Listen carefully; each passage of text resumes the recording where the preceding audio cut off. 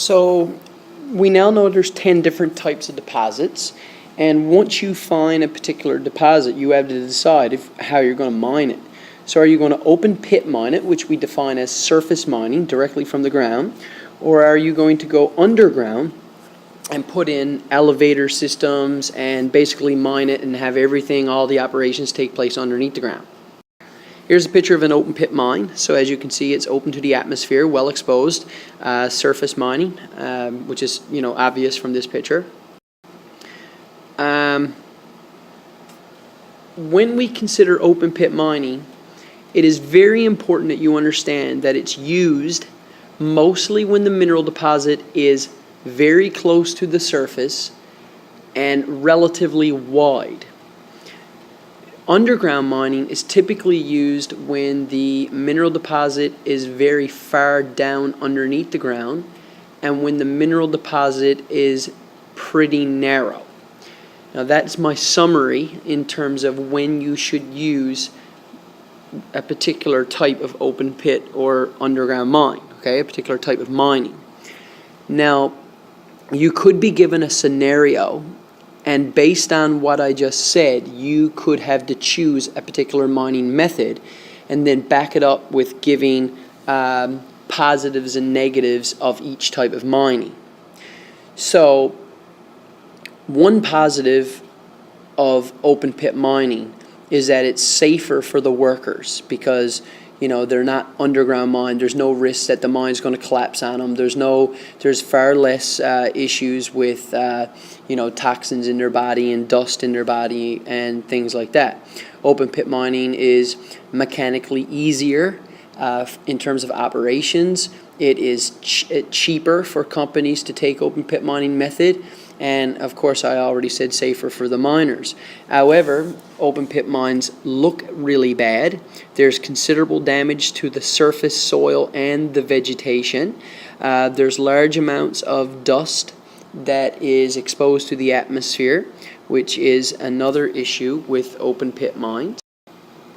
As I said, they are better for technological equipment to be used. Operations are better, they are safer, and they are less costly. So that would be the positives for sure. A lot of times clearing of the mine and stuff kills a lot of plants and animals. Sometimes species even go extinct because of it. A lot of people don't factor in the noise pollution. So from all the blasting and the excavators, basically the heavy equipment, there's a lot of pollution in relation to noise. There's a lot of dust particles. Sometimes the dust can be toxic. That's blown around. Dust can even block plants from being able to do photosynthesis and that kind of thing. Sometimes with open pit mines, chemicals and toxins can manage to get into water supplies. So these are all negatives associated with open pit mining. We talked about when they have an open pit mine and you take out the material and you process the good stuff. There's also an issue of what you're going to do with the leftover material, which is called tailings. Open pit mines are susceptible to landslides and erosion and things like that. So we did say it's safer, we did say it costs less, we did say it's mechanically easier.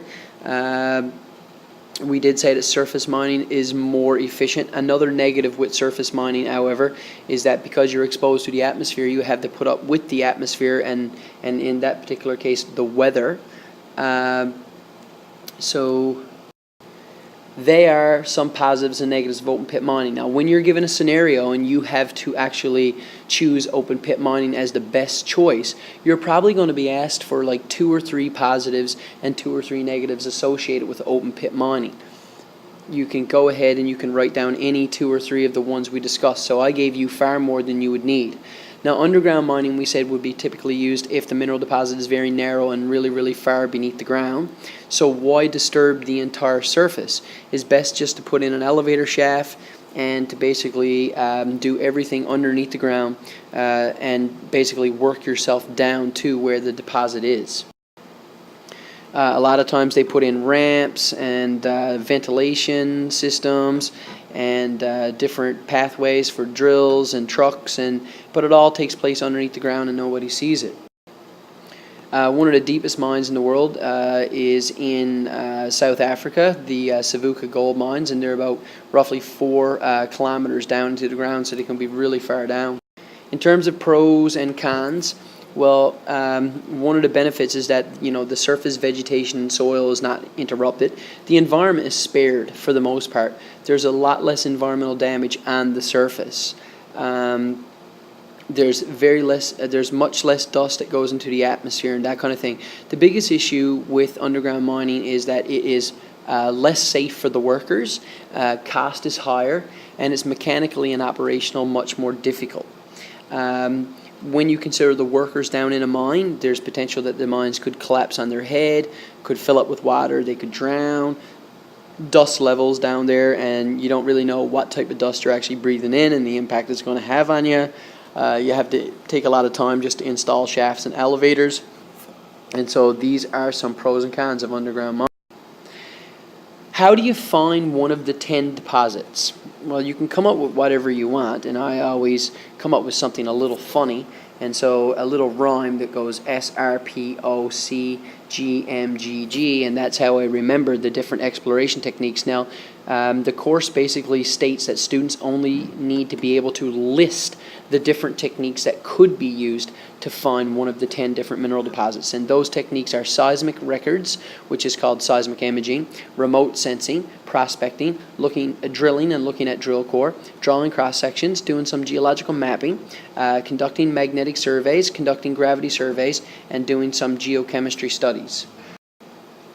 When you find one and when you decide how you're going to mine it and you actually take it out of the ground, then you have to decide how you're going to process it. So the different processing techniques are flotation, gravity separation, heap leaching, pyromet, and hydromet. Now, with flotation, typically it's used if the economic mineral of choice is a relatively low density, because they're going to take the rock and they're going to ground it up into like a powder. They're going to mix it with water, oil, and chemicals, and the chemicals basically create bubbles. And as the bubbles float to the top inside the chamber, the economic mineral of choice, the low density element, basically sticks to the bubbles and floats to the top. After so much time, you simply scrape the bubbles off the top, and you have successfully processed and separated your economic mineral of choice from the rest of the stuff. With gravity separation, that typically works best if the economic mineral of choice is high density. So you take your rock and you grind it up into a powder and you drop it onto a platform with wedges. You turn on the water, and the water basically flushes the grounded up ore away.